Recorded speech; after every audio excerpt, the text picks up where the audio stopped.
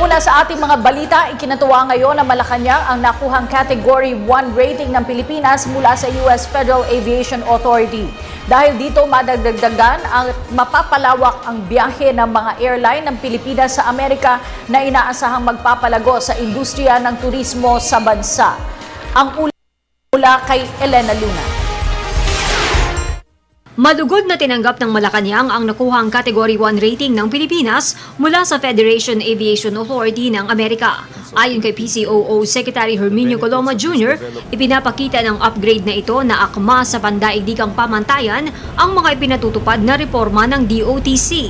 These upgrades in the country's safety status demonstrates the capability of the Civil Aviation Authority of the Philippines to implement institutional reforms to ensure that the country's aviation industry is globally competitive and conforms with international safety standards.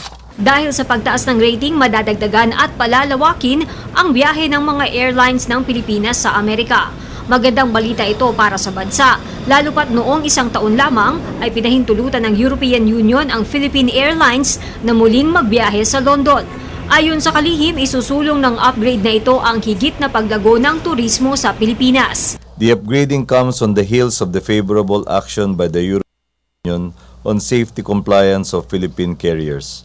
The benefits of this development include greater access to U.S. routes, use of more fuel-efficient planes, and faster growth of the Philippine tourism and aviation sectors. Taong 2008 nang ma-downgrade ang Pilipinas ng US Federation Aviation Administration sa Category 2 dahil nabigo noon ang bansa na sumunod sa safety standards ng UN International Civil Aviation Organization.